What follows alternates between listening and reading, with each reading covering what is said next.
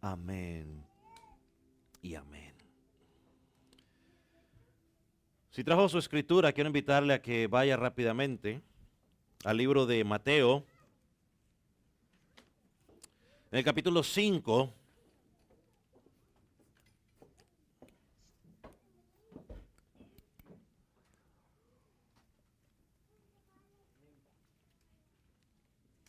Mateo capítulo 5. Y vamos a leer en el versículo 21 en adelante.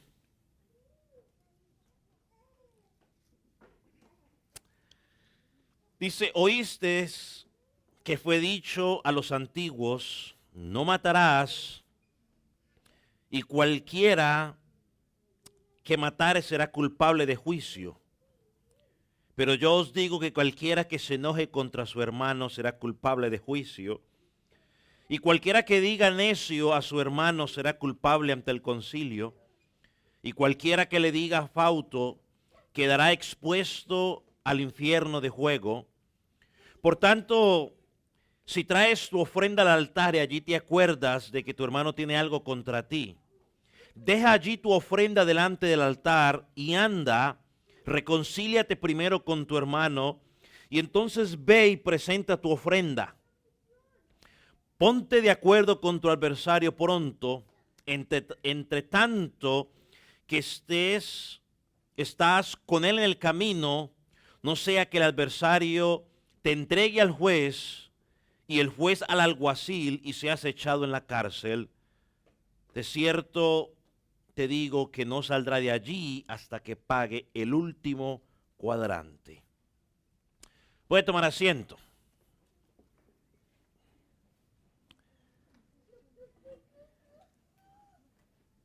Hoy vamos a hablar bajo el título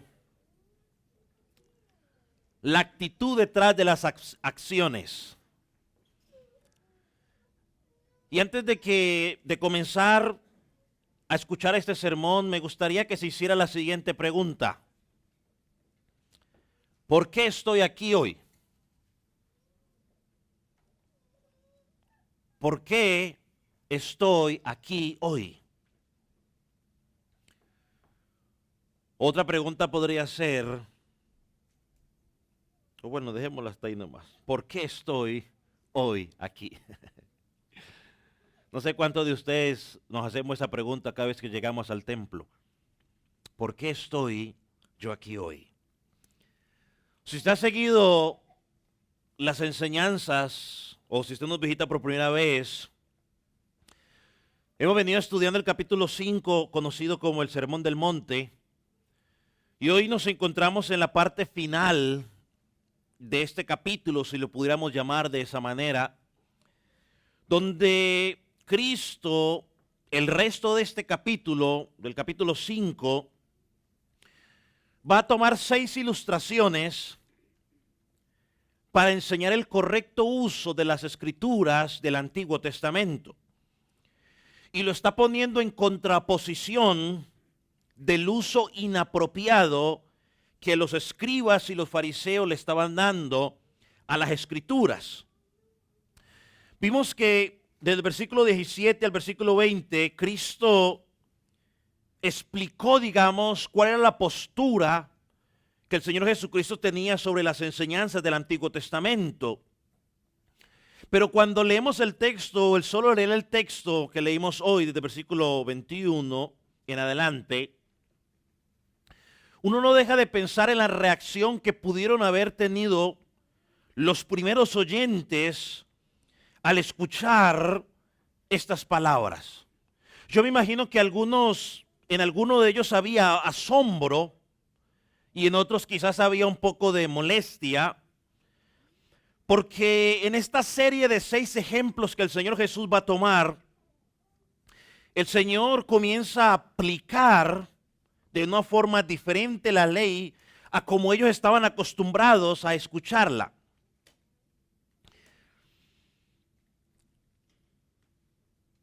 El punto de Cristo es claro en estos 6 ejemplos.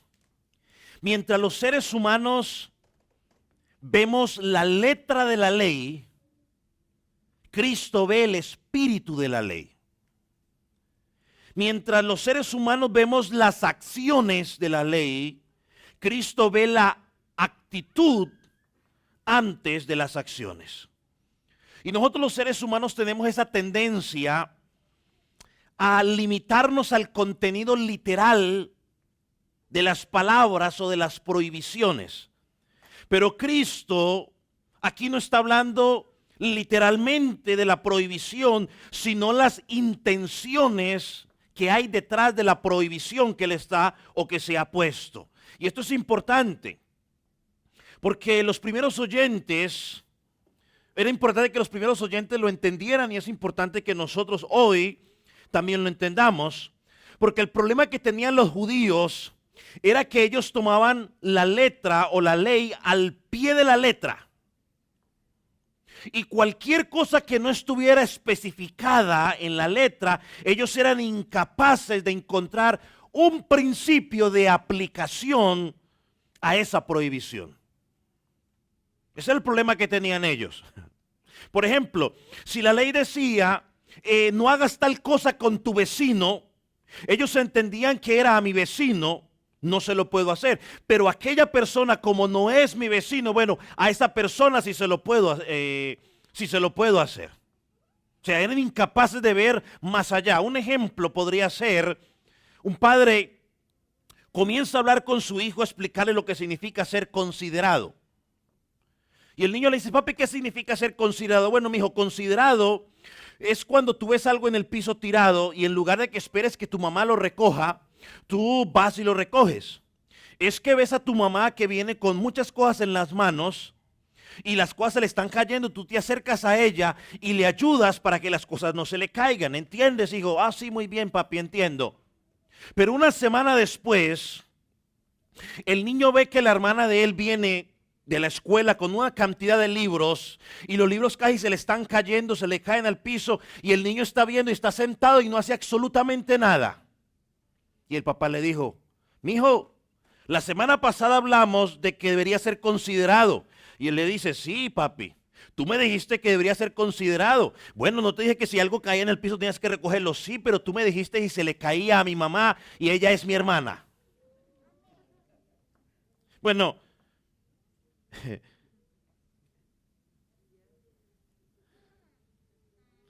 ¿aprendió el niño lo que es ser considerado?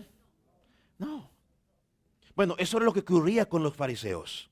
Ellos eran incapaces de ver un principio detrás de la letra. Y sabe, yo les soy honesto, este no es el único problema de los escribas y los fariseos. Nosotros también tenemos la misma práctica, aunque usted no lo quiera.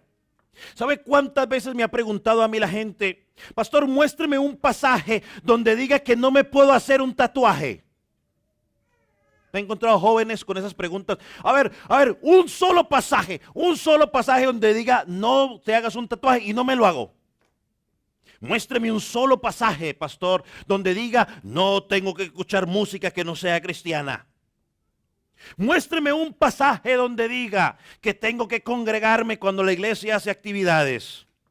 Muéstrame un pasaje donde diga que si me tomo una cerveza es pecado. Muéstrame un pasaje donde diga que no puedes fumar. Y le puedo seguir dando aquí ejemplos de una cantidad de preguntas que la gente dice, muéstrame un pasaje. Bueno, pues yo le puedo mostrar en Apocalipsis 22 que dice que puede seguir en su relajo. Hermano, queremos ver literalmente una prohibición, pero no vemos el principio que hay detrás de lo que Dios nos está pidiendo. No vemos la aplicación práctica en esos pasajes. Obvio, si usted va a encontrar un pasaje donde diga Mateo 4, 18, no fumarás, pues no lo vamos a encontrar. Pero sí encontramos otros principios que dice, todo me es lícito, mas no todo me conviene. Ahí está, encuentra el principio detrás de la prohibición. Entonces, hermanos, el Sermón del Monte y las Escrituras en general, hay que estudiarlas mirando el principio que hay detrás de ellas. No solamente lo que dice, porque es fácil perder de vista el principio por ocuparnos de la letra. ¿Sabe que muchas veces es más fácil cumplir lo que dice al pie de la letra que aplicar el principio a nuestra vida? Es mucho más fácil. Ahí dice no mato, bueno listo, no mato. pero sin embargo me puedo llenar de ¿qué? De odio, de resentimiento y de amargura, pero como no he matado, estoy tranquilo. Y eso es lo que Jesús le está diciendo aquí a estos hombres. Hermano, la Escritura nos ha provisto de principios de santidad, principios que se deben aplicar en nuestro estilo de vida y que en algunos casos se aplica de una manera y que en algunos otros casos se puede aplicar de otra manera. Hay un apologeta que murió hace unos meses, Samuel Zacarías creo que se llamaba, pero a él lo invitaron un día a que predicara en un culto de los mormones. Y dentro del cristianismo se armó semejante escándalo porque él aceptó. Pero él aceptó y puso dos condiciones. Dijo, yo voy si me dejan escoger el tema que voy a hablar y me dejan llevar la música. Y si me dejan escoger el tema, yo voy a hablar sobre la supremacía de Cristo. ¿Y por qué pidió la música? Bueno, porque la música de los mormones está basada en la doctrina que ellos manejan. Y parte de la doctrina que ellos manejan es que no ven a Cristo como Dios. Por eso él dijo, voy a hablar de la supremacía de Jesucristo. Estoy seguro que si lo hubieran invitado a él a sentarse, a escuchar, no va. Pero como lo invitaban a predicar, y dice, y el sermón habló sobre la supremacía de Cristo, sobre que Cristo es Dios, sobre que Cristo, solo a través de él encontramos salvación. Entonces, hermanos, ¿sabe que una de las evidencias, a veces la gente dice, ore por mí por crecimiento espiritual? Amén. Pero una de las evidencias que usted está creciendo o madurando espiritualmente es que con la ayuda del Espíritu Santo, con la ayuda de la palabra de Dios, somos sensibles a aplicar los principios de Dios en diferentes áreas de nuestra vida, aunque literalmente no esté escrito en la palabra. Y eso es una de las evidencias de que usted está creciendo. Si usted necesita tener un pastor al lado que le esté diciendo, que usted le puede decir, pastor, puedo hacer esto, puedo hacer esto, puedo hacer esto, usted no está creciendo espiritualmente. Pues claro, hay un momento que uno va donde el pastor y pide consejería o algún anciano de la iglesia, o sea, un hermano maduro de la iglesia, pero ya el momento, digamos, extremo, pero hay principios que fáciles, si usted estudia la palabra y usted está creciendo, los va a encontrar facilito de estudiar, de aplicar. Entonces Cristo en estas 6 ilustraciones tomadas de la ley comienza a explicar las intenciones o la actitud que debe haber detrás de la prohibición. Y sabe que hay déjeme mencionarle 3 características que encontramos en estas 6 ilustraciones que Jesús va a hacer. En primer lugar, la primera característica es que en todas las 6 ilustraciones, Cristo libera la ley de Moisés de las interpretaciones que los fariseos y los escribas le estaban dando. Porque la interpretación de estos hombres le estaba ocultando el verdadero significado de la ley. Esa es la primera característica. La segunda característica es que Cristo nos enseña que debemos obedecer el espíritu que está detrás de la ley y las enseñanzas que hay detrás de la ley. Y tercero, Cristo nos enseña que la ley trata con las acciones, trata con los pensamientos y las motivaciones por igual. Porque a veces la gente dice, no, pero es que mientras yo esté aquí, sí, pues usted puede estar aquí, pero si su mente está en otro lado, ¿de qué sirve que esté aquí? Entonces, entrando un poco más en el texto, la primera aplicación que Jesús da, o el primer ejemplo que Jesús da, apunta al mandamiento, al 6º mandamiento, dándole el verdadero significado. Pero antes de ello, Jesús presenta su autoridad, y en los 6 ejemplos que vamos a mirar, esta es otra característica, en los 6 ejemplos, Cristo comienza con esta frase: oíste que fue dicho, pero yo os digo. Mira el versículo 21 y 22. Oíste que fue dicho a los antiguos, no matarás. Cualquiera que matare será culpable de juicio. Pero yo os digo que. Versículo 27, versículo 28, segunda ilustración. Oíste que fue dicho, no cometerás adulterio. Pero yo os digo que, etcétera. Tercera ilustración, versículo 31 y 32. También fue dicho, cualquiera que repudie a su mujer, dele carta de divorcio. Pero yo os digo, ¿no? Ahí está la tercera. Siguiente, versículo 34 y 33 y 34. Además, habéis oído que fue dicho a los antiguos, no perjuriarás, sino cumplirás al Señor tus juramentos. Pero yo os digo, versículo 38 y 39, oísteis que fue dicho, ojo por ojo, diente por diente, pero yo os digo, versículo 44 y 43 y 44, oíste que fue dicho, amarás a tu prójimo, aborrecerás a tu enemigo, pero yo os digo. Entonces, normalmente los maestros cuando enseñaban, decían, o los profetas, por ejemplo, decían, así dice el Señor. Los maestros decían, así dice Moisés, o así dice la ley. Pero aquí encontramos a Jesucristo que ni dice, ni así dice el Señor, ni así dice Moisés, ni así dice la ley. Dice, pero yo os digo. Cristo se está poniendo como la ¿qué? La máxima autoridad. Y algo más que llama la atención en esta frase es que Jesús les dice, oíste que fue dicho.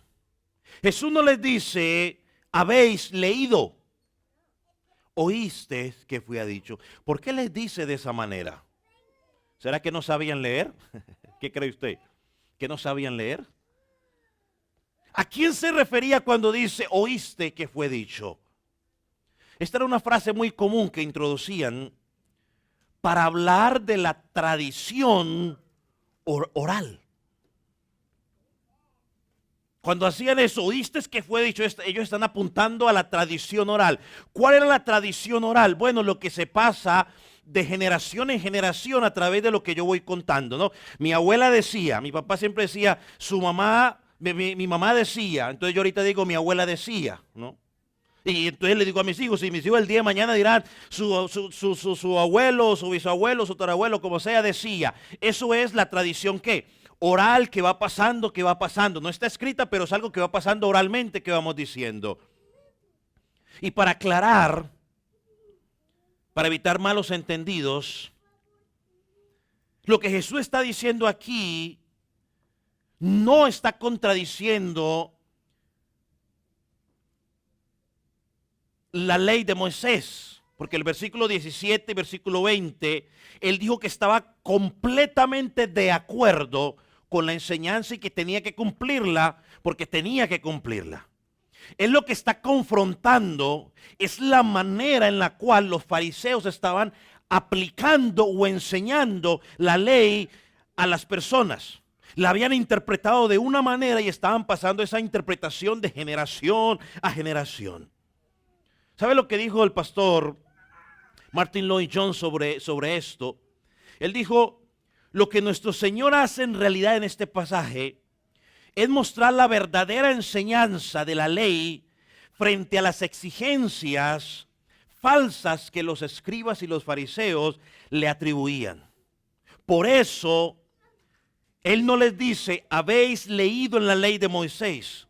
Tampoco les dijo, y fue escrito en la ley de Moisés.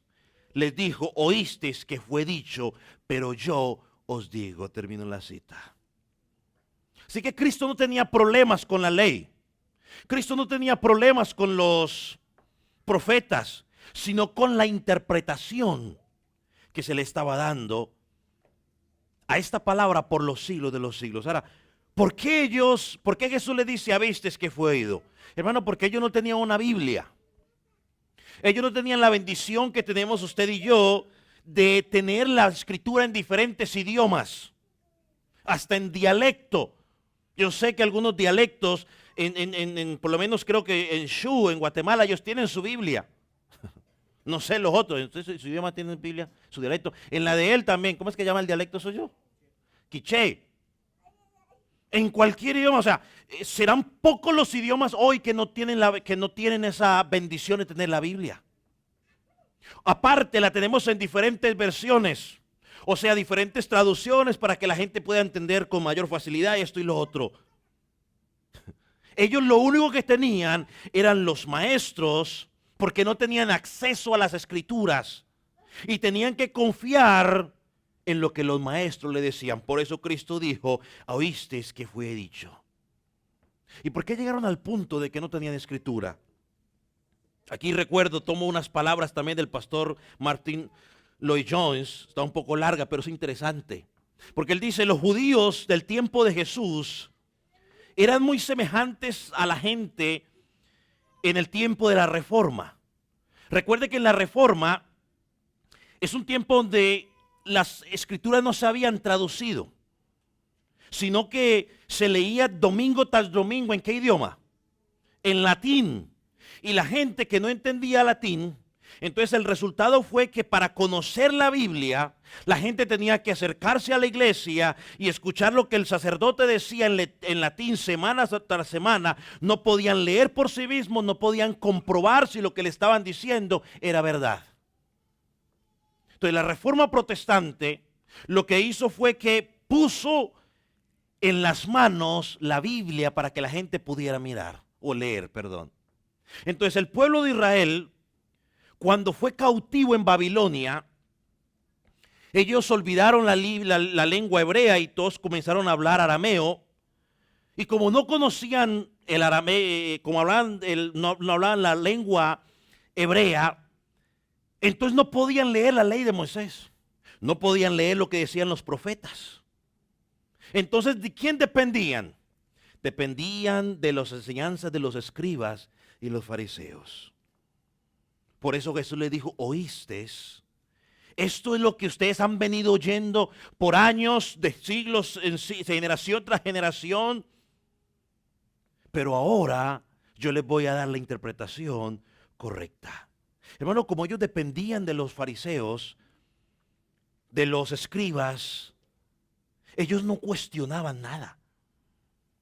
Nada de lo que se decía ellos lo cuestionaban, simplemente lo hacían. El pueblo confiaba plenamente en ellos, pero sus interpretaciones, en lugar de estarlos acercando a Dios, lo que estaban haciendo era alejarlos de Dios y poniendo cargas donde nulificaban los principios de Dios, y para complementar, los estaban alejando de Dios.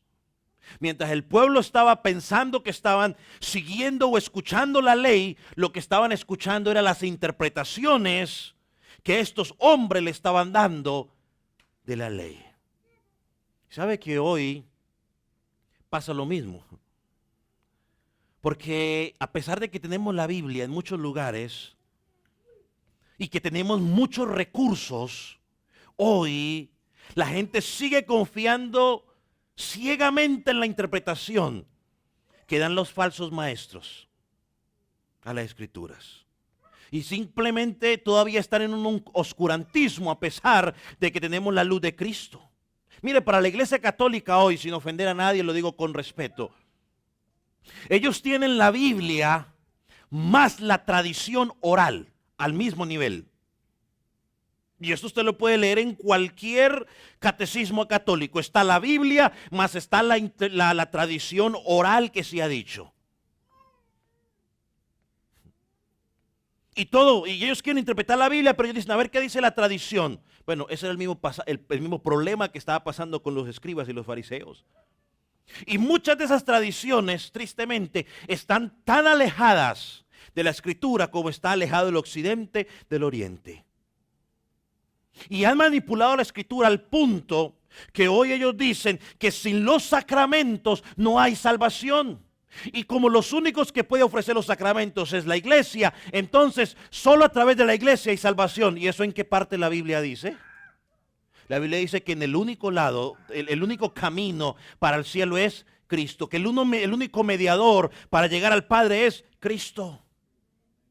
Por eso fue que en el tiempo de la Reforma la Iglesia Católica se opuso tajantemente a la traducción de las Escrituras.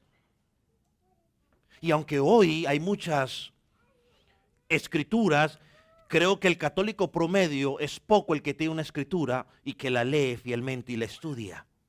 Ahora, Los cristianos pues no podemos estar muy contentos de decir, bueno, nosotros nos libramos, no, porque nosotros no estamos muy lejos también. Porque hay muchas prácticas dentro de la iglesia cristiana hoy que son más una tradición de los hombres que palabra de Dios. Tradición que ha pasado de generación a generación, que no tiene nada que ver con la escritura. Hermano, hay que volvernos a solo escritura. Mire, le doy una práctica, le voy a dar un ejemplo práctico. Hay una práctica que si no se corrige, yo estoy seguro que si esto no se corrige, la gente y la iglesia no regresa a las escrituras, estoy seguro que por lo menos unos 10 años ya va a ser enseñado como algo que tiene que practicar la iglesia. Y es el famoso ayuno de Daniel al principio de cada año calendario. Eso ya parece fetichismo o parece más superstición que algo bíblico, ¿no? Mientras el mundo se pone ropa interior de colores, mientras el mundo da vueltas a la manzana con una maleta, el cristiano está en el ayuno de Daniel. ¿No? Superstición. Que porque si empezamos con el ayuno de Daniel, el año irá bendecido. Entonces, ¿será que entonces no ayunamos el ayuno de Daniel este año? Porque este año ha ido como medio, medio, ¿no? Si nos vamos a eso. Hermano, ¿sabe mi pastor? Mi deseo como pastor es tratar de sustentar todo lo que se enseña en esta congregación con la escritura para que su fundamento no esté en lo que dice el pastor, sino en lo que dice la escritura. Yo por eso le he dicho que corrijamos ese concepto. Es que mi pastor dice, no, su pastor no dice, es lo que dice la escritura. Su fundamento no es el pastor Klinger, su fundamento debe ser lo que Cristo dijo en su palabra. Y pare de contar. ¿Sabe? Lutero dijo, mi mente está cautivada por la palabra de Dios. Cuando tu mente está cautivada por la palabra de Dios, tú no necesitas un pastor que esté a tu lado diciendo qué es lo que tienes que hacer. Tú lo aplicas en tu estilo de vida porque te alimentas constantemente de esta palabra. Así que 100% tu responsabilidad como creyente. Examinar con Biblia en mano todo lo que escucha en este púlpito. Todo lo que escucha en las escuelas dominicales y como está de moda las redes sociales, todo lo que escucha en las redes sociales, usted tiene que examinarlo con Biblia en mano. Deje de andar diciéndole amén a todo lo que escucha. Volvemos, tenemos que ser como los de Berea, Hebreos 17:11. Examinaban todo lo que escuchaban. Mire, ¿sabe que por no tener el espíritu de Berea, hoy estamos permitiendo que se entren muchas cosas a las iglesias locales? El pastor John MacArthur lo llama esto fuego extraño. Él dice, ofrecemos un sacrificio extraño a Dios, un sacrificio que Él no está pidiendo porque nos estamos alejando de la escritura. Hermano, que no se diga de nosotros lo que dijo Cristo de los fariseos en Mateo 7, en Marcos 7:13. Búsquelo rápidamente, Marcos 7:13.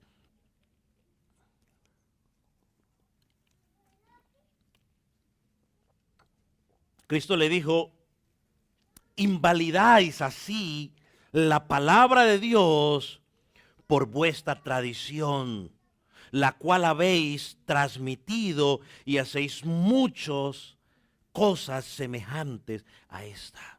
Hermano, hay peligro de invalidar lo que la palabra de Dios dice por aferrarnos a tradiciones de hombres. Iglesia, la enseñanza de Cristo aquí en este pasaje o en estas 6 ilustraciones no contradice la escritura del Antiguo Testamento. ¿Sabe qué es lo que hace? La complementa. Es un complemento a lo que ellos ya habían escuchado. Es una luz a lo que ellos ya habían escuchado. Mire, y las palabras de Cristo penetraron tanto a los oyentes. Y quizás yo lo he dicho muchas veces y lo seguiré diciendo mientras hablemos de este sermón del monte y al final lo estudiaremos. Pero en Mateo 7:28 y versículo 29, mire lo que la gente contestó. Después de que Jesús termina de hablar, dice, cuando terminó Jesús estas palabras, o sea, el sermón completo, la gente se admiraba de su doctrina. ¿Por qué? Porque les enseñaba como quien tiene autoridad y no como los escribas. Había algo en la enseñanza de Jesús. Había algo en el estilo de vida de Jesús que le daba autoridad. Algo que ellos no veían en los maestros, escribas y fariseos. Así que con estas ilustraciones, Cristo nos está dando a entender que para Dios Padre, lo importante no es la acción pecaminosa en sí, sino la disposición pecaminosa que precede esa acción o ese pecado. O sea, ¿qué es lo que hay en nuestro corazón? Volvemos nuevamente, de la abundancia del corazón habla la boca. Aquello que nadie conoce, pero que Dios ve. Aquello que da origen a esas acciones pecaminosas. Los escribas y los fariseos hasta ese punto tomaban la ley para juzgar las acciones. Cristo tomó la ley y en cada uno de estos ejemplos que vamos a ir mirando paso a paso, lo tomó para juzgar la intención del corazón. ¿Sí ve la diferencia? Ellos juzgaban las acciones que estás haciendo. Jesús juzga qué estás pensando. Porque ellos decían, mientras yo no haya matado a nadie, no hay problema. Pero si yo estoy lleno de resentimiento, odio y amargura, yo estoy bien. Pero Jesús dice, no, estás igual de mal. Yo no he adulterado, no he hecho nada. Diría el fariseo, estoy bien. Jesús dice, no, porque quizás en tu mente ya has estado deseando persona que no tienes que desear. ¿Ya qué? ¿Ya qué? ¿Y por qué le dicen tan despacio? Ya adulteraste. Jesús está mirando qué hay en tu corazón, mientras ellos están mirando qué estoy haciendo. ¿Sí ve? Una vez más, a veces la gente dice, Dios conoce mi corazón. Bueno, debería preocuparte. Y en lugar de usarla a tu favor, porque es que esa palabra la usamos a nuestro favor. No, no es que Dios conoce mi corazón. Bueno, en otras palabras, Dios conoce cuáles son las intenciones de tu corazón. Usted puede estar ahí sentado mirándome a mí, pero puede estar pensando en cualquier otra cosa. Y usted dice, pastor, aquí estoy. Dios dice, pero estás mal porque estás, pero no estás. Y eso es lo que Cristo está haciendo aquí. Y eso es lo que como iglesia tenemos que empezar a entender. No es tanto la lista de prohibiciones, es qué hay detrás de ello. ¿Cómo está mi corazón? Pablo dijo, nada hagáis por contienda. Y todo lo que hagáis, hacerlo como si fuera para quién. Eso es lo que hay atrás. Porque hay personas que pueden ofrendar mucho. Pero ¿de qué sirve que te ofrenden mucho cuando detrás de esa acción está el interés? Dios, te voy a dar $100 para que tú me des $200. O Dios, te voy a dar el cheque de mis taxas, Señor, te voy a dar $5,000, Señor. Sí, pero para que tú me regreses 10,000. Sí, claro, una gran cantidad. Pero ¿qué hay detrás de ello? Que Dios me regrese. Y así podríamos tomar varios ejemplos, hermano. Hebreos 4:12, un pasaje muy conocido, es aplicable aquí. Por eso dice la palabra que en ese versículo dice que la palabra de Dios discierne las intenciones y el pensamiento más profundo del hombre. El pensamiento más profundo, dice la palabra de Dios, lo discierne. Y yo por eso se lo digo a usted, la palabra de Dios siempre cumple su propósito. Y el propósito es simple, no le busque más. O es salvación o es condenación. Tú lees la palabra y ella te lleva a correr a Cristo, a pedir salvación, o te lleva a alejarte de Cristo. No hay más. O te salvas o te condenas. No hay otro propósito. Aunque le quieras dar algún otro. Ella discierne las intenciones. Así que Cristo lo que está haciendo aquí con la ley es que le está diciendo que la ley no solamente es un conjunto de reglas que la gente tiene que cumplir al pie de la letra, sino que eso comienza con la aplicación. Mira, hay personas que a veces no toman alcohol, pero no porque no quieran honrar a Dios, sino simplemente porque están tomando medicamentos y saben que no lo pueden hacer. O sea que no es tanto en sí qué es lo que haga, sino cuál es la acción detrás de ello. Hermano, Dios no mira únicamente lo que hacemos, sino la actitud con lo que hacemos. Él mira el estado de nuestro corazón. Así que el Hijo de Dios tiene que hacer las cosas con la motivación correcta. Con un corazón que inflame de amor por Cristo. Pablo dijo, el amor de Cristo me constriñe. Pensando en esto, que el que murió por uno, ahora el que vive, ya vive para él. Hay personas que están contentas con estar sentadas en una congregación, a pesar de que su mente está en otro lugar. Hay personas que están contentas con simplemente estar cantando una canción o una alabanza, cuando su corazón no está allí. Hermano, hay que examinar nuestra vida a la luz de la palabra. ¿Sabe algo más que los maestros de la ley hicieron? Los maestros de la ley, al haber desviado la interpretación o haber enseñado una interpretación incorrecta, el haber olvidado el espíritu de la ley, ¿sabe qué era lo que hacían? Estaban impidiendo que el pueblo conociera a Dios verdaderamente. Hermano, cuando desviamos el principio de la Escritura,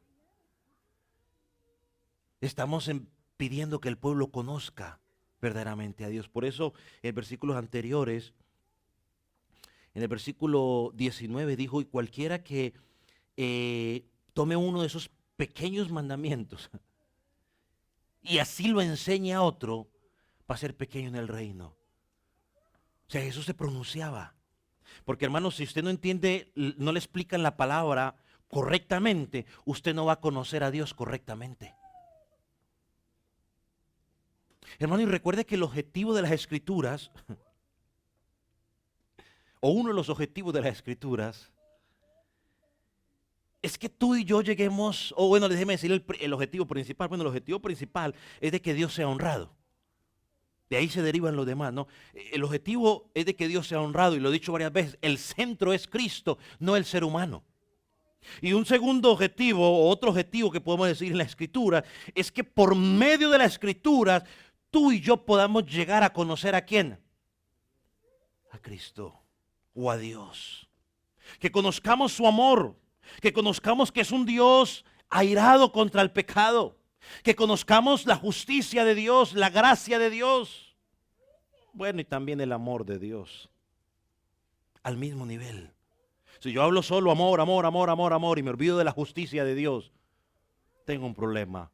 O si empiezo a hablar solo justicia, justicia, justicia, y la ira, y me olvido del amor, tengo un problema. Todos los atributos de Dios tienen que ser enseñados a la par. Entonces, hermano, necesitamos conocer a Dios, el Dios verdadero, a través de las Escrituras. Ese Dios que consuela en medio del dolor que uno está pasando. Ese Dios que está allí para decirte, hijo, yo te voy a fortalecer, yo te voy a sostener con mi diestra de justicia. Pero también ese Dios que te dice, hijo, yo disciplino a aquel que tomo por hijo. Y si estás actuando mal, vas a ser disciplinado. ¿Sí ve? Las dos cosas. Hermano, 2 de Corintios, capítulo 13, versículo 5, que lo hemos escuchado varias veces. Es un versículo, es un pasaje que nos llama a examinar, nos dice examinaos para ver si estamos en la fe. Y cuando yo pensaba en este contexto de lo que Jesús está hablando aquí, en el cumplir al pie de la letra, pero nos olvidamos la intención detrás de ello, yo decía, es bueno, hermano, que podamos examinar nuestra vida a la luz, no de cumplir mecánicamente la letra, sino cómo está mi corazón alineado a lo que estoy haciendo. ¿Sabe, hermano, que es fácil? Y yo lo he motivado y quizás he dejado de hacerlo porque es fácil. En esos planes de lectura anuales,